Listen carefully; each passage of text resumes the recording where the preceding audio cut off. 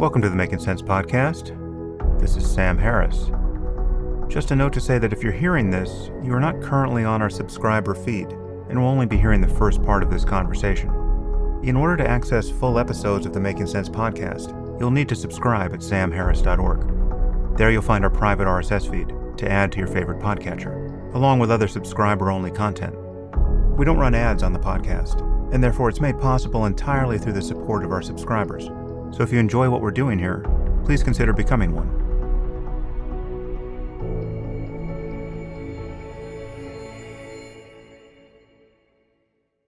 Today I'm speaking with David Auerbach. David is a writer and technologist and software engineer. He previously worked at Google and Microsoft after graduating from Yale University. His writing has appeared in the Times Literary Supplement, MIT Technology Review, The Nation, N+1, Tablet, and elsewhere. He teaches the history of computation at the New Center for Research and Practice, and his most recent book is MEGANETS: How Digital Forces Beyond Our Control Commandeer Our Daily Lives and Inner Realities. And that is the topic of today's conversation.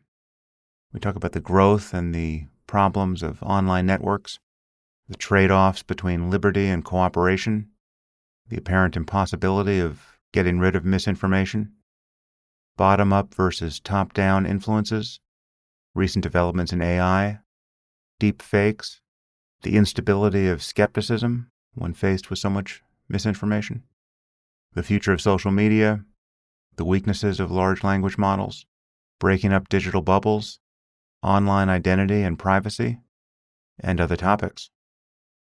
And now I bring you David Auerbach.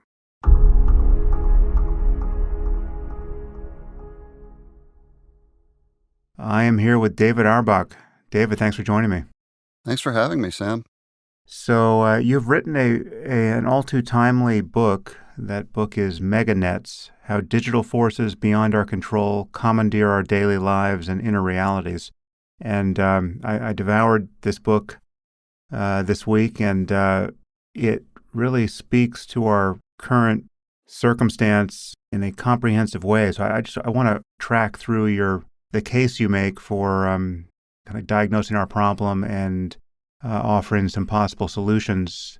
But before we jump in, perhaps you can just summarize your background, because you have an interesting intellectual history that straddles tech and the humanities in a nice way. So to tell people what you've been up to these many years. Yeah, I've sort of been all over the place. I mean, from a young age, I really loved computers, but also literature. So I tried to sort of keep a foot in both, but the direction of the times sort of pointed me towards software engineering, and so I did end up working as a software engineer at Microsoft around the turn of the century, and then Google sort of in their meteoric rise days. And I spent a little over 10 years doing software engineering just before deciding that it was time to, step out and search for another perspective, because I'd been looking into literature and philosophy during that time, and I wanted to see if I could do something that would conjoin those two sides of myself. And so I set out on writing and bringing what I hope is a unique vantage to my opinions on technology, but also society more generally, and how technology is affecting it. I wrote a tech column for Slate for some years, and I was a policy wonk in DC, which it's a great experience to have. I think that in our hyper-specialized world, it actually is really good to have hands-on experience in wildly different domains, and there's nothing like attending graduate classes at the same time as working at Google to make you understand what unquestioned assumptions each culture has. Yeah, that's interesting. Well, so let's jump in. I guess, starting with the title of your book.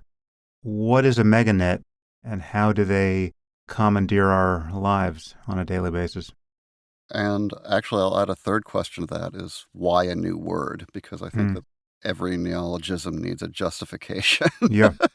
So the official definition is that a meganet is a persisting, evolving, and opaque data network that really does determine how we see the world.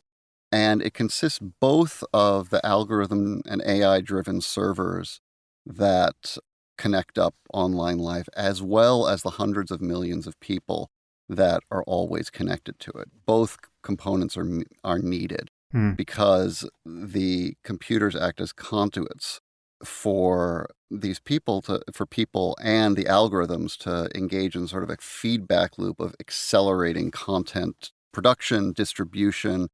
And so it leads to these three properties that I identify, which are velocity, volume, and virality. In other words, the size, the speed, and the feedback that it generates, that it keeps compounding on itself.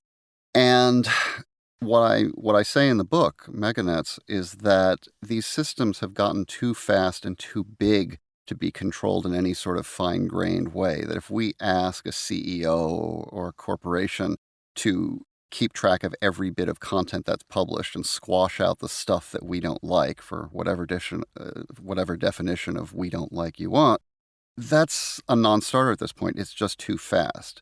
It also leads to inevitable viral blow-ups and crises that happen when a certain meme or whatever takes off, and by the time you're trying to stamp it out, the horse is already bolted from the barn. And to that last question of why a new word, my experience as a software engineer was that we really underestimated the human component. We saw the systems getting bigger, but I really feel no one foresaw just how much assigning a little bit of control to every single user so that they were influencing the weights and the algorithms, that their data was going into the system and having a little nudge on the servers and the algorithms. That influence collectively was actually a major, major force that couldn't be shaped through algorithmic, technological, or top-down means. And so I coined the term to reflect that it requires both the human and the machine component, and that we ignore either of them at our peril because it's the combination of the two that's led us to where we are. That machines by themselves could not create the world that we exist in today. It's because we're hooked up to them constantly in this feedback loop of reacting and shaping and spreading and forwarding that you are seeing these out-of-control behaviors take place that make these systems feel much more organic and ecological, like the weather, more than, what we think of traditionally as technological networks. Well, what specific systems are we talking about? I think many people listening to you so far will think that what you're talking about must be limited to social networks, social media companies, like, I guess, including things like YouTube. Yeah. What are some examples of MEGANETS? Those are the ones where I think we feel it and we observe it most directly because, that's what we interact with on a daily basis. But these systems are actually present at many levels in life. There are things that are somewhat adjacent to social networks like online gaming, which has been said to be the core of what's going to become the metaverse, if the metaverse is still a thing. But the gamification of reality and online and offline life is proceeding apace. So I think that we should look at that. But also things like cryptocurrency networks where things get out of control very, very quickly. In some cases by design, but also for reasons that may not immediately be clear even to the people who are using cryptocurrency networks. Beyond that, we also see governments getting into this business. In the West, at least, the integration of government services and identification systems has been a bit slow to happen. But in India, citizen identity has already been centralized around a single identifier called Aadhaar. And if you look at how it is connecting up the various systems and forms of identity, it's not as though in India you don't have a separate driver's license number and a separate social security number. Everything is tied around the Aadhaar number. And that also produces these sorts of feedback effects because more and more systems get pulled in around that identifier and start reacting to one another. And AI is an interesting case because AI certainly qualifies as a meganet, or at least a component of meganets. And one of the things I argue is that a lot of what we see in AI that disturbs us so much is less AI technology per se, and more a consequence of these meganet systems that we've already set up, and that we can see some of the things that trouble us about AI already happening in the more out of control but less AI influenced systems like, recommendation engines or cryptocurrency networks, for example. So those are some of the things, but I think you could extend it to more. I think that in the economic realm is probably where we're going to feel it the strongest. We see it the most in the sociological arena online, but this sort of phenomenon happens, in my opinion, whenever you get enough people hooked up to a network in such a way that you get these feedback effects. And that is in no way restricted to social networks.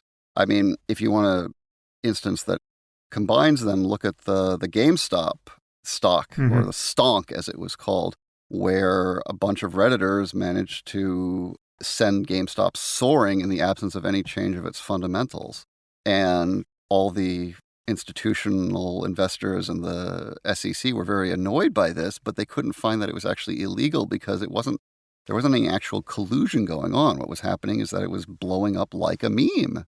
And that's the sort of thing where I say it's not necessarily going to stay on social networks because it can spread to the rest of our world. I think people will have an intuitive sense of what you mean by virality or velocity, but can you spell out what you mean by feedback in this case? So yeah, virality is my V word for feedback. And by feedback, I simply mean that without, before you have had time to look at the result of a system, the system has already incorporated the last iteration of its state into its next state. In other words, it's like you're never walking into the same river twice, to quote the old Heraclitus. You're never walking into the same algorithm or data stream twice.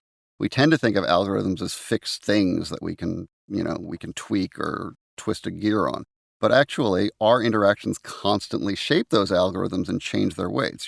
If you do a search on Twitter or Facebook or Google, you're not guaranteed to get the same thing a minute later than you got a minute ago. You might, but the very act of you searching has already become a new piece of input into the weights of those algorithms. And that's what I mean by feedback, that you have these effects that cause viral portions to amplify and get out of control before anyone has had a chance. It's not as though someone is commandeering this from the top down. Some people try to commandeer it, but I actually think it's much harder to do than people think, and that conspiratorial thinking is kind of a comfort because you think, okay, well, all this chaos and misery I'm experiencing wherever is because Facebook or Microsoft wants me to be miserable. But in actuality, having been on the inside, I don't think any of us were thrilled or expected that our algorithms would come to be so dependent on the actual interactions of users. Okay, so I think we're probably going to focus on the social media component because I think that is, and we'll talk about AI as well, but there's what you describe as you kind of lay out the nature of the problem and offer some remedies.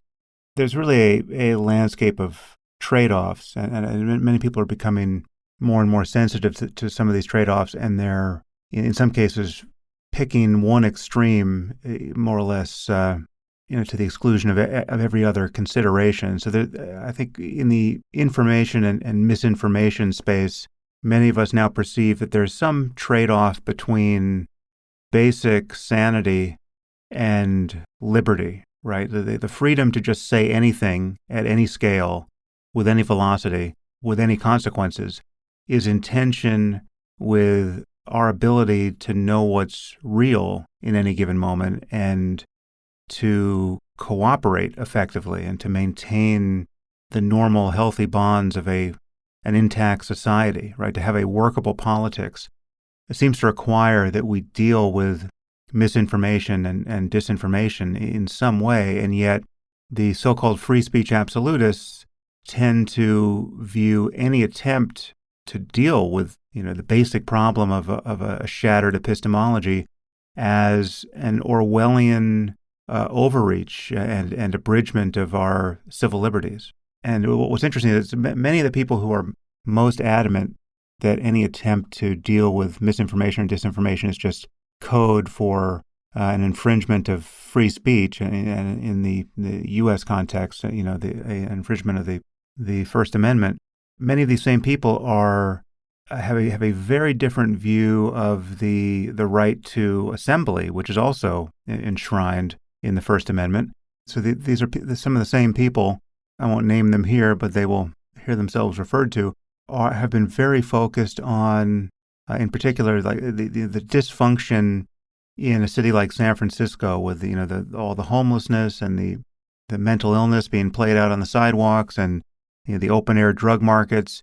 They've been very concerned that we admit that it is an unacceptable negative externality to have people defecating on our sidewalks, and you can't tolerate this awful status quo under the aegis of, well, this is just freedom of assembly. Everyone has a right to congregate on the sidewalk. Are you going to abridge that right? What are you, Stalin?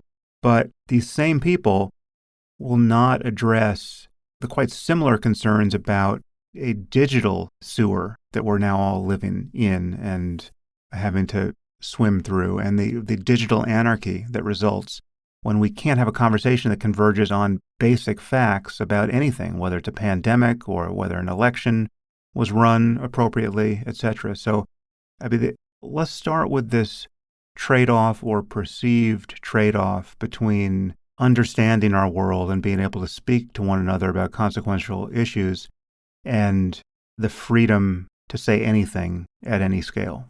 It's interesting because I think a lot of it is affected by the issue of volume, that we live in this world now of informational abundance. And that's very different. We used to live in a world of informational scarcity where there was actually selection pressure, and there had to ultimately be only a couple of views that won the day.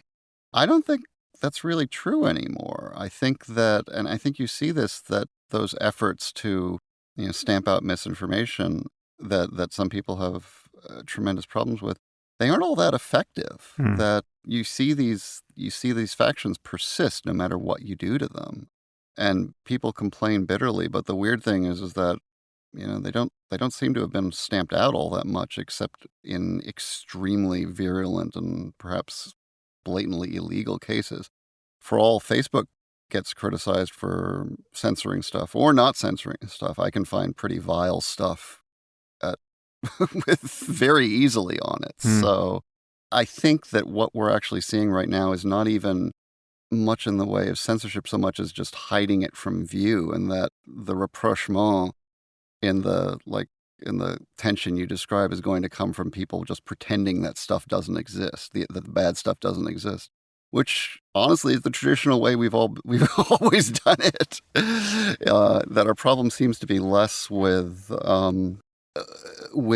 these points of view existing than of us being reminded of them and having them shoved in our face. But one point you make at various points in the book is that the companies, let's say Facebook or YouTube or Twitter as examples, have much less control than their users imagine, right? So that Mark Zuckerberg can't actually stamp out misinformation even if he wanted to, and even if he could accurately target misinformation as misinformation and not commit his own errors of propagating misinformation in the process. Even an omniscient Zuckerberg can't actually affect the censorship change he might want to affect. There are only coarse-grained mechanisms available. In the run-up to the 2020 election, they did ban all political advertising. That can be done. But to ban only misinformation, well, that's a relative, you have to get people to agree on what misinformation is. That's tricky enough already. B, you need to somehow algorithmically determine whether something is misinformation or not. And that's what I'm saying you're never going to do to enough of a degree that you're going to stamp it out. Because, it becomes like fighting censorship. China has effectively been trying to do this for decades, and with only mixed success. They really do have an army of government censors online, and still stuff gets through nonstop. So, and we don't even want to. I hope a lot of people would at least agree we don't want to get to China's level, even while I think we can also say that pure anarchy and pure hyper-libertarianism creates an environment that almost nobody wants to exist in. Yeah, well, I think for me, I could be mistaken about this, but the distinction that has seemed relevant up until this point has been encapsulated by somebody's phrase. I forget who coined this, but to say that freedom of speech is not freedom of reach, right? Which is to say that there's a distinction between the political freedom to say whatever you want, whenever you want, which is enshrined in the First Amendment with some specific exceptions, and which, I'm totally happy to defend. I don't think people should be thrown in prison for saying things we don't like, and even in most cases saying things that are untrue. But being able to freely speak and write and publish in ordinary channels is not the same thing as being free to have your speech algorithmically boosted because we have built a machine that preferentially amplifies misinformation and disinformation and outrage. And, this comes back to the original sin, or what many people consider to be the original sin of the internet, which is the ad-based attention gaming business model. Yeah. If you break that link between the freedom to say anything and the machinery of amplification, that has been the bright line that many of us have been trying to focus on. But do you agree with that, or is it more complicated than that? I think it is more complicated than that. I mean, I think you're totally right. But I also think that the machinery of amplification is changing in ways that we've only begun to grasp. That, after the 20th century of top-down general, broadcast media, where the overall shape of the narrative, even if there were disagreements within it, was set by a small number of elite players.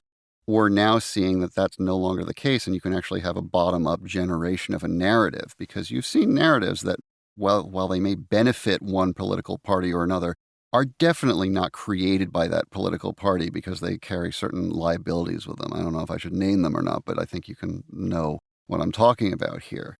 And it's because of those feedback loops that you no longer need some sort of shepherd or demagogue to start generating an entire narrative landscape that then reinforces itself, because you've got these meganets that are bringing people, like-minded people, together and just having them say, yeah, you're right, and what about this? And building up a corpus or of lore or whatever, independent of what we think of as traditional societal elder influences. And so, what is amplification?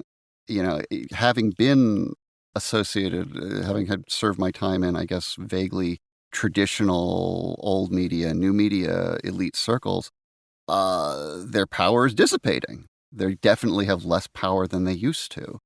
And I think that no matter where you are in the spectrum, you tend to think that other people have more power to amplify than you do, because I think everybody is seeing their power decrease, or no one feels that they have enough. So that if you see the New York Times dissing your point of view, you take that as a societal disapproval, even though the New York Times is really no longer the paper of record in the way that it was 50 years ago. So I think there's difficulty even assessing what amplification is and who's getting amplified, that we don't generate. We couldn't generate. Harry Belafonte just died. He was, before Michael Jackson, everybody owned Calypso, his Calypso record. I don't think we have the mass media machinery to generate that sort of unity anymore, because there's no selection pressure. It's not that one particular product or narrative has to win. Everybody can win. Yeah, it's an interesting point, because pre-internet, if you were going to start something like QAnon or some other cult of conspiracy, it had to have been much harder to do. It's not that it was impossible, but you just you'd have to physically congregate with people in order to, you'd have to have, a QAnon conference, and then you'd be meeting people in the flesh and seeing all of the visual and palpable evidence of their crackpottedness, presumably. Right. And so, right. So you said it. So yeah, it was QAnon that I was talking about. And yeah, exactly. It's like the QAnon has certainly brought some benefit to the Republican Party, but do I in any way think that the traditional Republican elite decided that they wanted QAnon to be a thing? No, I think they would have shaped it very differently had they had the option because it carries with it some severe liabilities that they have to deal with. well, so maybe we should talk. Well, let's bring in the AI piece before we talk about remedies here. Like almost everyone, or probably everyone who wrote a book that talked about AI and published it any time earlier than last week, I would imagine some of what you say about large language models and deep learning might feel a little dated. Is there anything you would want to modify now, given the what's happened with GPT-4? I mean, you mentioned GPT-3 in the book, so you're sort of up to the minute there. But I think you were very skeptical of the ability of these large language models to process speech effectively. And I mean, are they going to be more powerful than you expected, or what are your thoughts about AI at the moment? Honestly, I stand by what I said 100%. I think that they have the same feelings. They are the equivalent of the old horse Clever Hans that was very good at being cued by people and responding in convincing ways, but couldn't actually do math. My opinion is that these large language models are incredible, and they are incredible at producing content, which I do say in the book. What they are bad at is actually behaving with genuine understanding because they don't have it. So I actually think that I think it holds up pretty well. I will defend it at length, Right. actually. Yeah. And some of the weirdness that we're seeing, also the fact that these AIs are clearly behaving in ways that weren't intended by their creators. When that New York Times author got freaked out by the Microsoft Sydney chatbot The that wanted to apparent release jealous love nuclear codes. yeah. Yeah. Well, if you look back at it, you can see that he was cueing it. Yeah. I had someone say, "Oh, I'd feel so much better if it wrote about world peace." And I said, "I can get it to talk about world peace, talk about sunshine, lollipops, and rainbows." And why was it so uncanny? It's because it's been seeded, it's been trained on all the collective conscious and unconscious writings of humanity, so that when we said, "Oh, what would you do if you were a horrible AI?" It parroted back the exact most common nightmares that humans have. Right. And then as we write a bunch of stories about it, that feeds back into the next iteration of these chatbots and it feeds them back to us.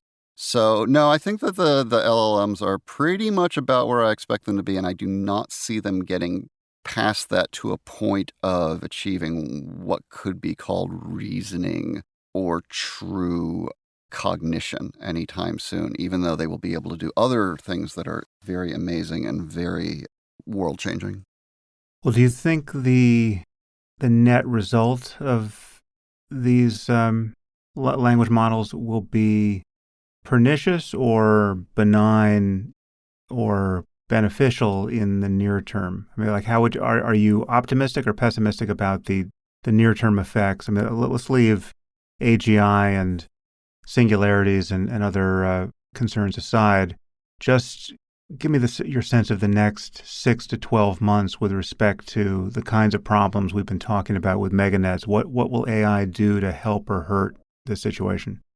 I actually think that in the next year or so, things will not change that much because it's going to take some time to start deploying these AIs in increasing numbers of contexts. So in the very short term, I think it'll continue to be a novelty and people will tear their hair out, but it's going to take a couple more years before you start seeing it deployed to generate content, to help people generate content, to work in collaboration with humans, which is, I think, where you will see a big difference. That if you have a human assisting an AI, the human provides the actual reason and the AI provides the frosting, as it were, that you're going to see. And moreover, you're going to see increasing cases where even if these things don't actually think, people will believe that they think. That's where you're going to see the biggest changes, is on the human side. And again, that gets back to my theme that the human aspect of this is just as important as the machine aspect of it. That in some ways, creating a machine that convinces people that it's thinking is, if not as much of an achievement, is certainly as big a deal as if you created a machine that actually does think. And that goes back to, Eliza, which in the 60s was tricking people into thinking that it was an actual therapist that cared about their feelings. Hmm. Well, this is the supercharged version of it because it's much better than Eliza, but it's not new for these, Turing tests to supposedly be passed, especially if you really want it to be passed. There was that company, I think, that was marketing, virtual girlfriends and boyfriends as chatbots, and people got really upset when they shut off the romantic language. I don't know. Did you read about this? Yeah, I forget the company's name, I but did hear about this. Yeah, I forgot the company. yeah, that may take another 12 months, but you're going to start seeing this. They're the human desire for company, for pets. It's like Tamagotchis, that's going to manifest itself. And the more that we can embody them in one way or another, the better it will be. So even though you won't be able to have a conversation with them that feels convincingly human, at least not if you're looking at it skeptically, you can still have something that behaves on the order of, say, a pet. And if it's human enough, maybe you can feel romantically towards it. But what You'll what also see distinction? What's the you'll also distinction? see massive downward pressure on content creation. That increasing Hmm. amount. You're already seeing content farm being generated, but it's going to get much easier to generate AstroTurf or whatever in huge amounts. And at the point where you can start generating news articles based on press releases, what's already been a downward pressure on content generation will get even lower. And that'll spread to video as AI generation of video and sound gets better as well. Aren't you expecting the spamification of everything, where at a certain point, most of the content on the internet will be AI generated, whether it's text or video or audio, and then we'll have this persistent problem with the not knowing what is in fact real? I mean, when you won't know whether an image is real, you won't know whether a video is real. You'll be reading news articles that you're pretty sure were written by Oh, entirely by absolutely. AI. Oh, absolutely. I mean, to some extent, that's already true on Twitter. It's not a lot of tweets you can't quite tell, and you're just going to see that phenomenon grow and grow. That in 10 years' time, it's not going to be easy to determine whether a video on site is real or manufactured. And that gets back to what I think you said about judging reality. And I think that what's going to happen is people are going to have different versions of reality because with so much abundance of information out there, you can find stuff to support your version of reality. If you want a reality in which QAnon is true, it's going to become easier and easier to just shore it up. So what do you imagine the effect will be? I mean, I imagine many of us will just declare something like epistemological bankruptcy with respect to the internet and want to read old books more of the time. I mean, how do you imagine we deal with an absolute tsunami of fake and a half fake or otherwise unreliable information? Well, a lot of people believe that there were WMDs in Iraq for quite a while, so people can hold on to their beliefs quite rigorously, especially if they're in a community of people who agree on them. If it's just you in isolation, I totally can agree declaring them an intellectual bankruptcy, but skepticism is hard to maintain. It takes a lot of effort, and I say this as someone who's predisposed towards Hmm. it, that the comfort of being around people who think the way that you do. And, when I was honestly, I probably saw a lot of this in academia because because it's a shrinking environment. Academics are very much in competition with each other. And so the sort of enforcement of a certain purity and hothouse removal from the world has gotten larger and larger. But that doesn't make people, as long as there's an incentive for them to keep believing what they're believing, they'll do it. And as long as you're getting social approval for believing those things, I figure you probably will stay online. What I do think will happen is that I call them narrative bunkers. It's beyond filter bubbles because it's not just you only see it. It's that you're actually in a community of people who are actually reinforcing certain assumptions about the world. You can have disagreements about it, but the assumptions are the same way. In the same way that if you watch, say, I don't know, Fox News for a week, even if you disagree with everything you see, you will start to take their narrative frame into account. And that's what's going to happen. You're going to see this divergence and factionalization of narrative frames. And increasingly, you won't even be able to understand what people in other narrative frames are saying. I feel like this already happens to some extent. That you see people in sort of the Bay Area tech scene compared to people in, say, the New York media scene, or people who complain about San Francisco becoming a living hellhole on earth. Take your pick. That all these people are working with such assumptions about things they have never seen. And perhaps this was always the case to a point, but it's only growing stronger. I was in Seattle a few weeks ago, and I was talking to a couple of people about the. Do you remember when there were like the Seattle protests and they formed that autonomous zone? Mm-hmm. And just from reading reports online, it was like, according to some people, it was a dystopian wasteland. According to others, it was. If you'd like to continue listening to this conversation, you'll need to subscribe at samharris.org. Once you do, you'll get access to all full-length episodes of the Making Sense podcast, along with other subscriber-only content, including bonus episodes and AMAs, and the conversations I've been having on the Waking Up app. The Making Sense podcast is ad-free and relies entirely on listener support, and you can subscribe now at samharris.org.